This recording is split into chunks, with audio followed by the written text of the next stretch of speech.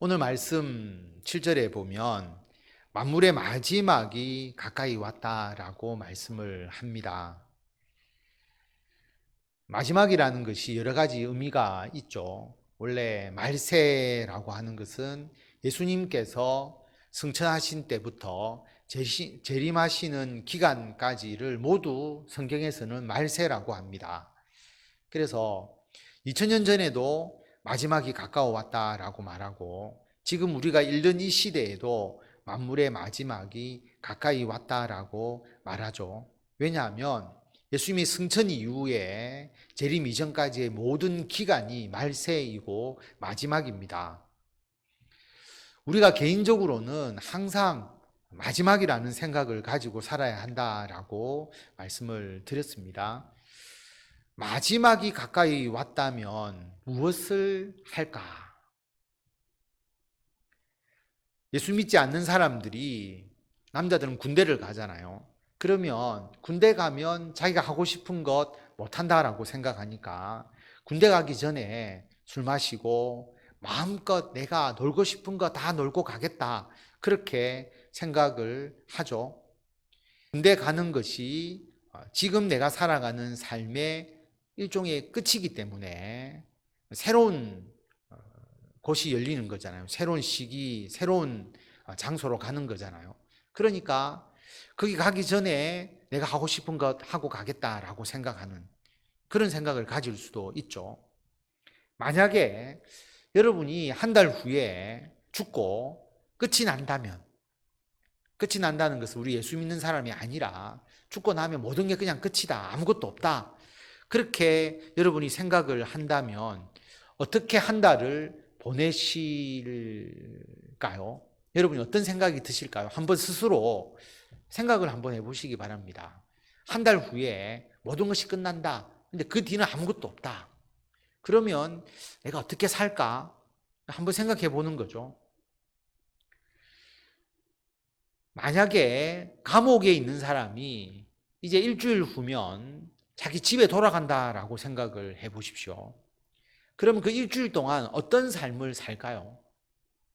생각을 해보면 감옥에서는 제대로 씻지 않고 또 면도도 하지 않고 그냥 있다가 집에 돌아간다라고 생각하면 아마도 깨끗하게 보이기 위해서 그때부터는 잘 씻고, 그리고 면도도 하고, 그리고 자기의 마음가짐도 이제 가족들과 함께 살 것을 생각하면서 더 정결하게, 그리고 선하게 살려고 마음을 다지는 시간을 보내겠죠.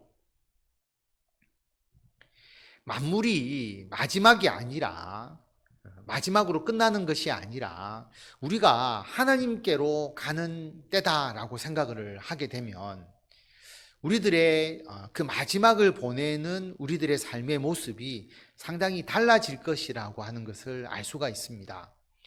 군대를 간다고 내가 하고 싶은 거 마음대로 하고 가겠다든지, 또 한 달 후에 모든 게 끝나버리기 때문에 그러면 내가 지금까지 해보지 못했던 것, 그런 것을 내가 한번 해보고 마음껏 내가 하고 싶은 거 하고 가겠다라고 그렇게 생각을 할 수도 있겠지만, 내가 마지막이 되고 난 이후에 하나님께로 간다면 마치 감옥에서 자기 집으로 돌아가는 것처럼 조금 더 깨끗하고 더 정결한 모습을 보이려고 할 것이다 라는 것을 알 수가 있죠.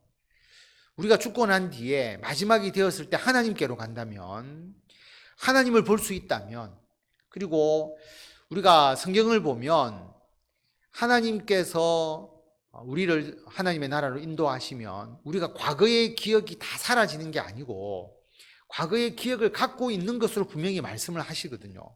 기억이 하나도 없으면 우리가 안 되잖아요. 제가 천국에 갔는데 제가 해운대 소정교회 목사였던 것을 기억하지 못한다면 그게 과연 죄라고 할 수 있을까요? 저라고 할 수가 없잖아요. 그러니까 반드시 우리가 과거의 기억을 가지고 있거든요. 근데 하나님 앞에 가는데 조금 더 선한 모습, 거룩한 모습, 좋은 모습을 가지고 하나님께로 가려고 생각하지 않겠습니까? 그러니까 우리가 만물의 마지막이 가까워 왔다는 생각이 들고 우리 그리스도인은 하나님의 나라에 가는 것을 우리가 생각하기 때문에 우리는 더 하나님 보시기에 거룩한 모습으로 살아가려고 노력할 거다라고 하는 겁니다. 분명합니다. 그러면 그렇게 되기 위해서 무엇을 해야 하느냐 하면 오늘 말씀은 우리들에게 정신을 차리고 근신하여서 기도하라라고 말씀을 합니다. 정신을 차리고 근신하라는 말을 다른 표현으로 하면 영적으로 깨어 있으라라고 하는 거죠. 우리는 깨어서 기도해야 합니다. 왜 기도하라고 할까? 한번 생각해 볼 필요가 있지 않겠습니까? 만물의 마지막이 가까워 왔는데 왜 우리에게 특별히 많은 신앙의 행위 중에서 기도를 말씀하실까? 기도는 하나님과의 대화이지 않습니까? 하나님과 더 많이 대화하라라고 말씀하는 겁니다. 만물의 마지막이 가까워 올수록 유혹이 더 많아지겠죠. 우리가 마지막인데 너가 하고 싶은 것 더 많이 해야 되지 않겠나 하는 유혹이 생길 겁니다. 그리고 마지막이 다가올수록 뭔가 후회와 낙심이 더 많이 생길 수도 있을 겁니다. 핍박은 더 강해질 거죠. 또 여러 가지 어려움도 더 가중될 것입니다. 이런 상황에서 우리가 영적으로 깨어있지 않고 하나님께 기도하고 하나님을 의지하지 않으면 우리의 신앙이 흔들리거나 우리들의 삶이 마지막에 무너질 수도 있다라고 하는 겁니다. 그래서 영적으로 깨어서 기도하라라고 말씀합니다. 기도가 우리들의 요구 조건을 나열하는 게 아니잖아요. 하나님의 뜻을 묻고 하나님의 도우심을 구하고 하나님의 인도하심을 구하는 게 기도이지 않습니까? 아버지와 아들, 아버지가 굉장히 부자인 아버지와 아들의 이야기를 한번 생각해 보면 아들이 아버지에게 아버지 10억만 주십시오. 아버지가 뭐 하게? 사업 좀 하려고 10억만 주십시오. 또는 아버지 가게 하나만 얻어주십시오. 뭐 하려고? 음식점을 좀 하려고 합니다. 이렇게 아버지와 아들 간의 대화가 이루어지는 경우도 있고요. 이런 경우도 있겠죠. 아들이 아버지에게 아버지 제가 사업을 하려고 하는데 어떤 쪽으로 하는 게 좋겠습니까? 아버지 제가 음식점을 하려고 하는데 어떤 위치에 가게를 얻고 어떤 규모로 하면 좋겠습니까? 그러면 아버지가 거기에 대해서 이야기를 해주겠죠. 그래서 서로 이야기를 주고받다 보면 사업 자금이 필요하다는 것을 알게 되고 또는 음식점을 할 수 있는 가게가 필요하다는 것을 알게 되고 아버지가 도와줄 거 아니겠습니까? 그러니까 우리가 하나님과의 대화에서 기도한다라고 하는 것을 하나님 뭐 주십시오, 하나님 이거 주십시오 이렇게 기도하는 것과 하나님과 대화하면서 하나님의 뜻을 묻고 하나님의 도우심을 구하면서 자연스럽게 우리가 필요하는 것을 하나님께 아뢰는 것과는 상당한 차이가 있는 것이죠. 하나님이 받아들이는 것도 다를 것입니다. 그래서 기도라고 하는 것은 하나님의 뜻을 묻고 하나님의 도우심을 구하고 인도하심을 간구하는 것이 굉장히 중요합니다. 마지막이 될수록 우리의 인생의 후반부로 가면 갈수록 우리는 하나님께 기도하면서 하나님의 뜻을 묻고 도우심과 인도하심을 간구해야 한다라고 하는 겁니다. 이렇게 말씀을 드리니까 어떤 분은 하나님께 요구하는 기도를 드리면 안 됩니까? 라고 물어보시는 분도 있더라고요. 물론 그런 기도도 드려야죠. 특히 신앙을 처음 가지신 분들은 하나님께 요구하는 기도를 우선적으로 드리게 되어 있습니다. 어린아이가 아버지께 기도하는 것, 아버지께 간구하는 것, 요구하는 것 한번 생각해 보십시오. 아빠 용돈 줘. 아니, 아빠 과자 줘. 아니면 아빠 업어 줘. 장난감 사줘. 이렇게 이야기를 하잖아요. 그냥 아버지께 이거 주세요 해도 아무 문제가 없습니다. 어린아이니까. 오히려 어린아이가 아빠하고 이야기를 하면서 아빠 제가 어떤 장난감을 가지고 노는 게 좋겠습니까? 또는 뭐 아빠 어떤 과자를 먹어야 내 몸에 적당하게 먹을 수 있는 걸까요? 오히려 이런 것은 그래 묻는 게 더 이상하잖아요. 그냥 하나님께 간단히 구하면 되는 것이니까. 다시 말하면 간단한 것은 우리가 하나님께 이거 주세요라고 기도하는 게 더 맞을 수가 있고요. 그러나 중요한 것, 큰 것은 하나님께 하나님의 뜻을 묻고 하나님의 인도하심과 도우심을 구하면서 기도하다 보면 자연스럽게 하나님께서 우리들에게 가장 좋은 것으로 응답해 주시는 겁니다. 그래서 마지막이 가까울수록 우리는 단순하게 하나님께 구하는 것보다 무엇을 더 구하게 되느냐 하면 우리들의 사명에 대해서 더 생각하게 되죠. 우리가 앞으로 남은 인생을 어떻게 살아가야 될지, 그리고 이 마지막 때에 우리가 어떤 일을 하면서 하나님의 영광을 나타내어야 할지, 그걸 생각하게 되면 그게 굉장히 큰 일이 되지 않습니까? 우리들의 힘만으로 감당할 수 없으니까 하나님께 기도하게 되죠. 하나님, 하나님의 뜻이 무엇입니까? 하나님, 내가 이런 방향으로 주의 일을 하고 싶은데 하나님 인도해 주십시오. 하나님 도와주십시오. 그렇게 기도하게 되죠. 그래서 마지막이 가까울수록 우리는 정신을 차리고 근신하여서 하나님께 기도해야 합니다. 하나님의 뜻을 묻고 도우심과 인도하심을 간구하는 기도를 하나님과 대화하듯이 끊임없이 계속 하나님께 기도드려야 한다라고 하는 것입니다. 그 중에서도 오늘은 마지막 때가 될수록 기도를 하는데 뭘 기도하라라고 하느냐 하면 8절에 보면 뜨겁게 서로 사랑하라라고 말씀을 합니다. 그러면 앞에 거와 말씀하고 이어보면 기도할 때 어떤 기도를 많이 해야 되냐면 뜨겁게 서로 사랑할 수 있도록 기도하는 거죠. 왜냐하면 마지막이 가까울수록 사람들의 사랑이 식어져 내리잖아요. 사랑이 없어지거든요. 사랑 반대 말 여러분 잘 아실 겁니다. 미움이라고 생각하지만 미움이 아니다라고 말하죠. 미워하는 게 사랑의 반대가 아니다. 왜냐하면 우리 나이 드신 부부들은 이런 표현을 많이 쓰잖아요. 남편 보고 원수라고도 하고, 그리고 남편 밉다라고도 하고. 밉다라고 하는데 서로가 진짜 미운 줄 알았는데 가만히 들어보면 미운 게 아니라 진짜 사랑하는 거죠. 사랑하는 감정을 미움으로 표현을 하는 겁니다. 실제로 밉지만 그 미움의 이면에 보면 사랑이 있는 것이죠. 왜냐하면 예전에 우리 나이 많으신 우리 어르신 세대에는 남자, 특히 경상도 남자가 가정을 돌보는 것도 잘 눈으로 배우지도 못했고요. 그런 분위기도 아니었고. 그런데 지금은 가정에서 남자 여자의 역할이라든지 또 어떻게 가정을 위해서 봉사해야 되는지 여러 가지의 내용들이 많이 바뀌어지고 있잖아요. 근데 예전에는 유교적인 그 가치관 때문에 사실은 그 굉장히 가부장적인 남성의 모습이 있었기 때문에 지내다 보면 나중에 정말 남편이 미울 때가 있고 왜 저렇게 하느냐 그런 마음이 들 때도 있는데 진짜 나중에 들어보면 그게 미움이 아니라 사랑에서 비롯된 것임을 알 수가 있습니다. 남편도 아내를 사랑하고 아내도 남편을 사랑하는 것이죠. 그런데 그 감정이 미움이라는 것으로 표출되는 거죠. 사랑의 반대는 무관심이지 않습니까? 요즘 이 시대가 무관심의 시대죠. 갈수록 사람은 서로가 무관심하면서 살아가게 됩니다. 이 무관심의 시대에 우리가 뜨겁게 사랑하려고 하면 기도하지 않고 과연 사랑할 수 있을까?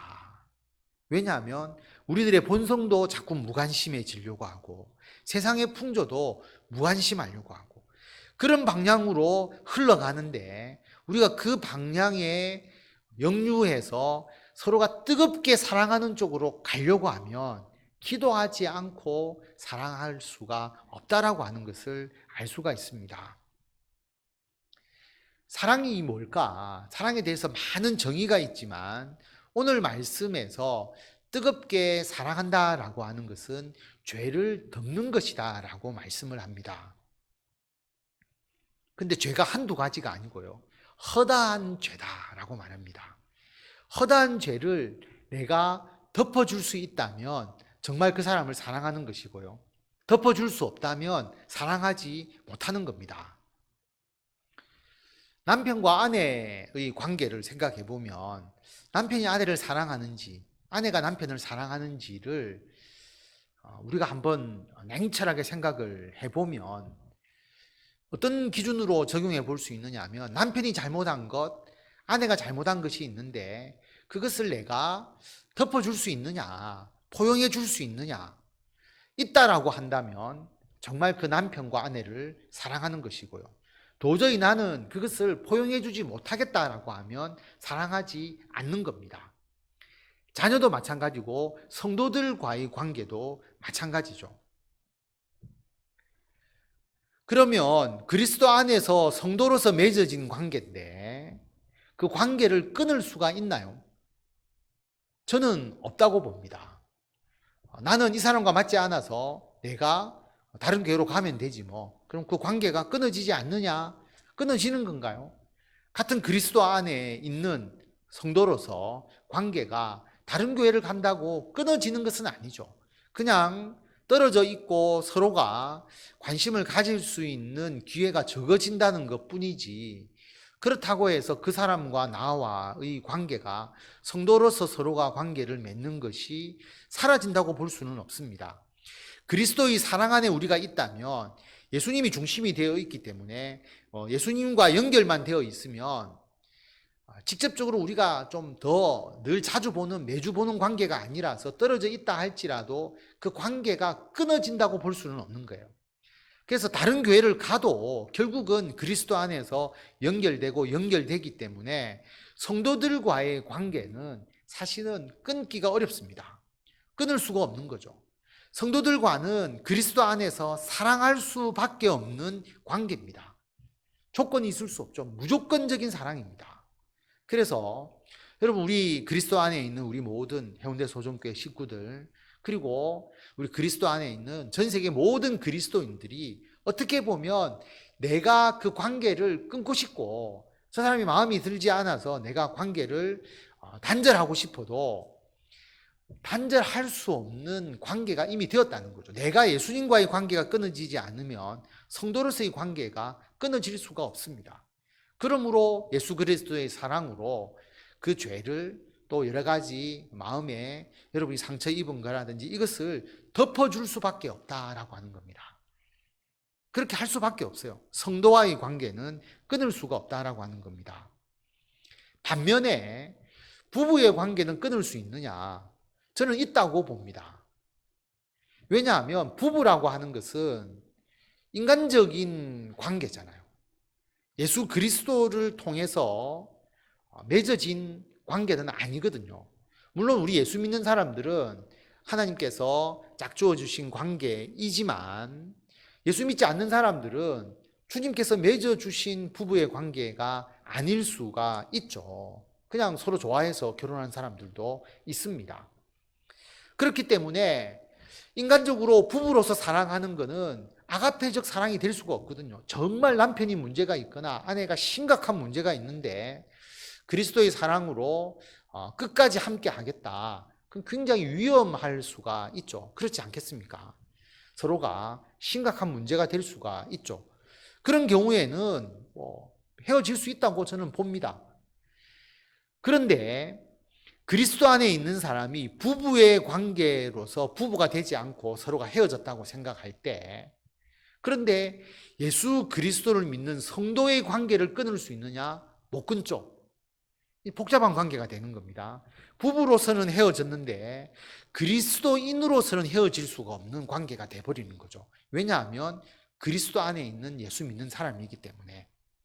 그래서 예수 믿는 사람들은 서로가 부부나 또 부모와 자녀의 관계나 이것이 인간적으로 맺어진 그 관계가 깨어져도 그리스도 안에서의 관계를 벗어날 수가 없습니다. 그러니까 굉장히 신중하게 기도하면서 부모와 자녀의 관계, 또 인간적 관계를 생각해야 되는 것이죠. 그런데 한 사람이 믿지 않거나 또는 예수 믿지 않는 관계에서 이런 모든 문제가 일어나면 그 인간적 관계니까 그것은 깨어질 수도 있는 겁니다. 그렇기 때문에 여러분 한번 생각해 보십시오. 부부로서 있다가 심각한 문제로 서로가 마음이 맞지 않아서 헤어졌어요. 그런데 성도로서의 관계를 유지해야 된다라고 하면 그죠? 어려움이 있을 때 성도로서 도와줄 수 있는 거지 않겠습니까? 뭔가 내가 필요가 있다고 하면 실제로 도울 수도 있겠죠. 그런 관계로서 나아갈 수밖에 없는 아주 가장 밑바닥의 관계, 절대로 깨어질 수 없는 관계는 그리스도 안에서의 성도의 관계다라고 하는 겁니다.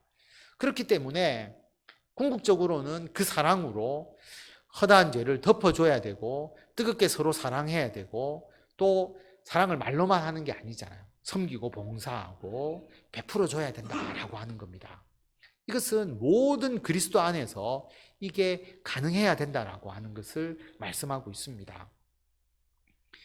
예수 믿지 않는 사람까지 이 모든 걸 다 하려고 한다면 우리가 정말 그것은 쉽지 않은 일이죠. 불가능한 일이죠. 그러나 그리스도 안에 있는 그리스도인들 간에는 충분히 이런 부분들이 이루어져야 한다는 것을 우리에게 말씀하고 있습니다. 그래서 가능한 죄를 덮어주고 포용해주고 끊을 수 없는 관계인데 우리가 더 그들을 위해서 헌신하고 사랑하는 것이 우리들에게 유익하다라고 하는 것을 말씀하고 있습니다.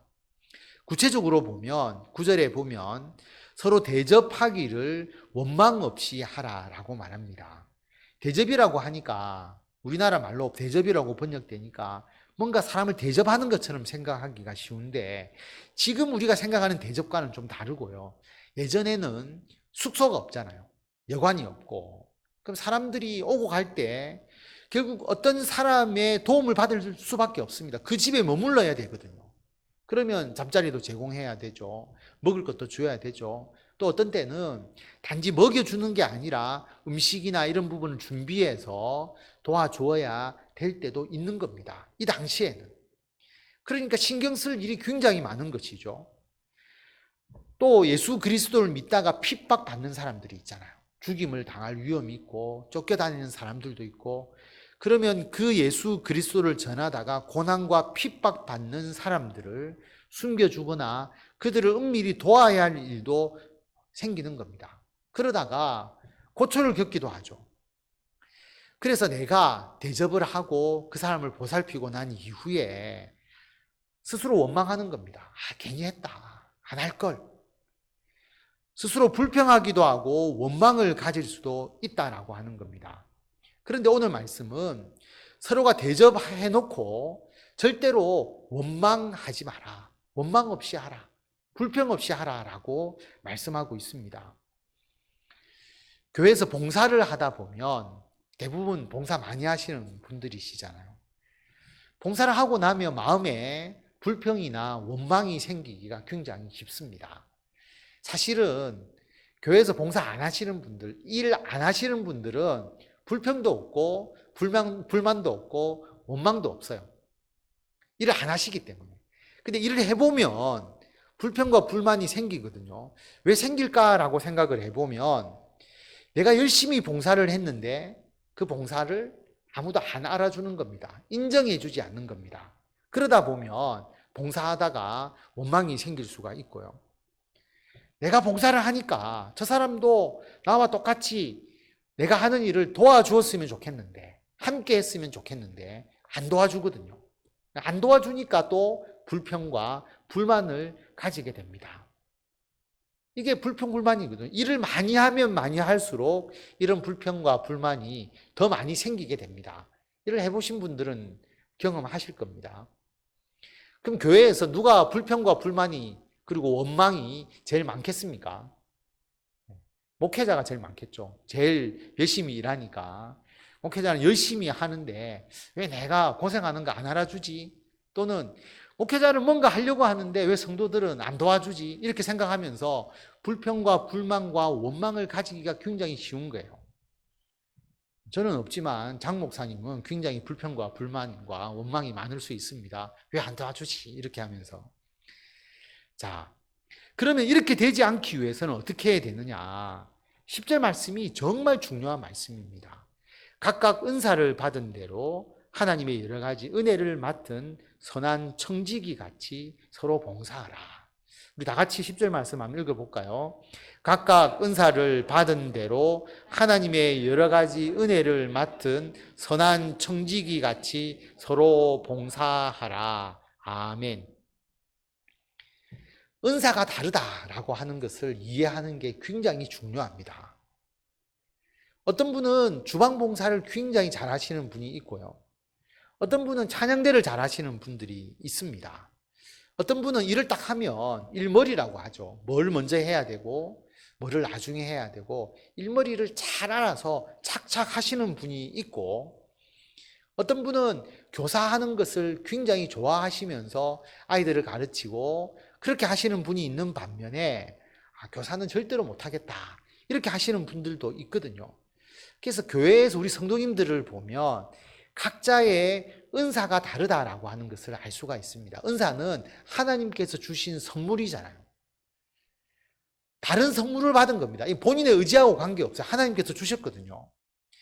각각 은사를 받은 대로 내가 주님의 일을 하는 것이라고 한다면, 나는 이 일을 하는데 왜 저 사람은 이 일을 같이 안 해주지? 또는 나는 이 일을 하는데 왜 나를 도와주지 않지? 그렇게 생각할 필요가 없게 되는 겁니다. 은사가 다르기 때문에. 관심 분야가 다른 거예요. 목회자와 성도가 절대로 같은 관점에서 모든 일을 볼 수가 없습니다. 그래서 목회자가 왜 저 성도는 안 도와주지? 나와 함께 하지 않지? 이렇게 하지 않지라고 생각하면 결국 시험에만 빠지게 되는 거거든요. 은사가 다르다라는 것을 이해하는 게 굉장히 중요합니다. 각자가 맡은 바 위치에서 자기가 받은 은사대로 하나님의 일을 하면 된다라고 하는 거죠. 그 하나하나의 은사가 귀한 겁니다. 그리고 우리가 그 은사를 받았잖아요. 그 은사를 받았는데 하나님의 여러 가지 은혜를 우리가 맡았는데 그 은사를 가지고 선한 청지기 같이 서로 봉사하라라고 말합니다. 청지기로서 봉사하라. 청지기는 주인의 곳간을 관리하는 거잖아요.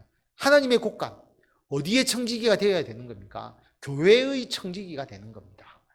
자기가 받은 은사를 가지고 교회에서 서로 봉사하면서 하나님의 일을 하는 것이 굉장히 중요합니다. 하나님께서 모두에게 은사를 주셨거든요. 근데 그 은사를 교회를 위해서 안 쓰시는 분들이 의외로 많이 있습니다. 분명히 저분은 저 달란트와 은사가 있는데 잘하실 것 같은데 밖에서는 굉장히 잘하시는데, 가정에서도 잘하고 직장과 사업을 하면서도 잘하는데 그거를 교회를 위해서 쓰지 않으려고 한다면 그것은 청지기로서의 본인의 은사를 잘못 사용하는 것이다 라고 하는 겁니다. 찬양대 하십시오 라고 하면 대부분 찬양대를 안 하려고 하지 않습니까? 근데 우리나라 사람들 중에서 노래방 가서 노래를 부르라고 하면 대부분 자기가 잘 부르는 노래들도 있고 노래하는 거 다 좋아하고 노래도 어떻게 잘 부르지? 다 잘 부르잖아요. 근데 유독 찬양대를 하거나 찬양팀을 하라고 하면 전부 다 꺼린다라고 하는 거죠. 노래를 잘하는 은사를 왜 교회에서 사용하지 않을까라고 생각해 보면 하나님의 선한 청지기 같이 봉사하지 않기 때문입니다. 가정에서 음식을 하고 주방에서 일을 해서 가족을 먹이는 어떤 그런 마음이 있다면 교회 주방에서도 당연히 봉사할 수 있을 것이고요. 가정에서 청소를 한다면 당연히 교회에서도 청소로 봉사할 수 있고요. 그리고 성도를 섬기는 것, 자녀를 섬기고 우리가 어른들을 섬기고 친척들을 섬기고 하잖아요. 성도들을 섬기는 일들, 여러 가지 봉사를 우리가 할 수 있도록 하나님께서 충분한 은사를 주셨다라고 하는 겁니다. 그걸 잘 감당하는 것이 필요합니다. 그런 마음으로 우리 각자가 그 일을 하고 그리고 그 일을 하는 것에 대해서 은사가 다르기 때문에 나의 관점에서 보기보다는 그 사람의 관점에서 봐주게 된다면 좋은 열매로서 서로가 협력하여서 주의 일을 할 수가 있고요. 원망 없이 불평 없이 주의 일을 할 수가 있습니다. 조금 더 구체적으로 그 선한 청지기 같이 봉사하는 것 중에서 크게 두 가지를 대표적으로 이야기를 하고 있습니다. 하나는 하나님의 말씀을 하는 것, 말하는 것. 또 하나는 봉사하는 것. 크게 보면 말하는 것과 봉사하는 것으로 나눌 수가 있다라고 하는 겁니다. 말하는 게 뭐겠습니까? 설교하는 것도 포함이 되고요. 그 다음에 가르치는 것. 교회, 학교, 중고등부, 청년부 교사하는 것. 그 다음에 권사로서, 구역장으로서 권면하는 것. 어떤 일에 대해서 지혜롭게 이야기해 주는 것. 지식을 가지고 이야기하는 것. 기도하는 것. 방언하는 것. 찬양하는 것. 전부 다 말로 하는 거잖아요. 여기 하나 있을 수 있어요. 교회에서. 그 일을 하려고 하면 어떻게 해야 되느냐 하면 하나님의 말씀을 하는 것처럼 하라고 말합니다. 하나님의 말씀을 하는 것으로 하라는 것은 어떤 의미냐 하면 성경의 근거에서 말하라라고 하는 겁니다. 많은 가르침이 성경에서 벗어난 가르침이 너무 많아요. 성경을 근거해서 우리가 가르친다면 하나님의 말씀에서 서로 상반되는 게 있을 수 있겠습니까? 없잖아요. 지금 우리 기독교 안에서 다양한 생각들이 너무나 많이 표출되고 있고 그게 오히려 성도들을 혼란스럽게 만들고 사회적으로 비판을 받게 되는 이유가 뭐냐 하면 자기 개인의 의견을 마치 하나님의 말씀처럼 이야기하기 때문이거든요. 그렇게 될 때에 자기의 관점이 들어가게 됩니다. 자기의 가치관이 들어가게 되고요. 내가 보는 시각으로 이야기하는 거거든요. 그것은 하나님의 말씀이 아니죠. 자기 생각이지. 철저하게 하나님의 말씀 중심으로. 그래서 하나님의 말씀의 틀로 설명할 수 없는 거는 그냥 하나님의 말씀만 전하면 오히려 더 나은데 하나님의 말씀이 아니라 자기의 관점, 자기의 의식을 가지고 말씀을 전하니까 혼란이 생기는 거죠. 기독교가 욕을 얻어먹게 되는 겁니다. 그래서 누가 말하려면 이게 자기 은사라고 생각한다면 철저하게 하나님의 말씀을 하는 것처럼 하라. 오히려 목회자가 좋은 설교를 하는 것보다 여러분들이 강단에 올라와서 목회자가 없다고 여러분들이 설교를 하게 된다면 그냥 성경 구절을 쭉 읽어 나가는 것, 그게 훨씬 더 하나님의 말씀에 가까운 말씀 아니겠습니까? 하나님의 말씀이잖아요. 그러니까 설교가 중요한 것이 아니라 하나님의 말씀을 읽어주는 것이 더 하나님의 말씀에 가까운 것이 되잖아요. 그렇다고 한다면 설교든 하나님의 말씀은 이 하나님의 말씀을 좀 더 여러분들에게 쉽게 이해시키기 위해서 하는 것이지 저의 생각과 저의 뜻을 이야기하는 게 아니다라고 하는 거죠. 그래서 반드시 말하려면 하나님의 말씀을 하는 것 같이 하라라고 말합니다. 찬양을 해도 하나님의 말씀을 하는 것처럼, 기도를 해도 하나님의 말씀을 하는 것처럼. 설교는 당연한 것이고요. 권면도, 지혜도, 지식도, 가르침도 모두가 하나님의 말씀을 하는 것처럼 해야 합니다. 그 다음으로 봉사를 하려면 어떻게 해야 되느냐? 하나님이 공급하시는 힘으로 하는 것 같이 하라라고 말합니다. 자, 봉사에 대해서 우리가 해당되는 걸 본다면 다른 사람 섬기는 것, 그 다음에 이웃 돕기, 구제하는 것, 그 다음에 교회를 다스리는 것, 치리한다라고 이야기를 하죠. 그 다음에 병 고치는 것, 그 다음에 능력을 행하는 것, 도와주는 것, 사랑하는 것. 우리 몸으로 행하는 모든 일들이 봉사에 들어가겠죠. 그러면 그 봉사를 어떻게 해야 되느냐? 하나님이 공급하시는 힘으로 하는 것 같이 하라라고 말씀합니다. 하나님이 공급하시는 힘으로 하면 어떻게 하겠습니까? 꾸준히 하겠죠. 끝까지 하겠죠. 하나님께서 일하실 때는 하나님의 뜻과 계획에 따라서 그것을 완성할 때까지 하나님께서 행하시잖아요. 근데 이 일을 하다가 중단하거나 포기하거나 낭망하여 그치는 경우가 굉장히 많은데 하나님이 공급하시는 힘으로 하면 낭망하지 않고 끝까지 이 일을 하게 되는 겁니다. 이게 하나님의 은사를 사용하는 방법이거든요.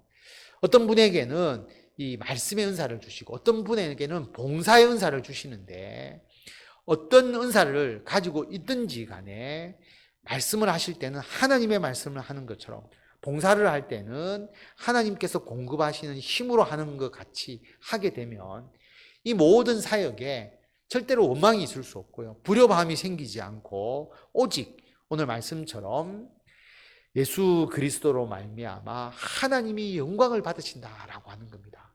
하나님께 영광이 되는 겁니다.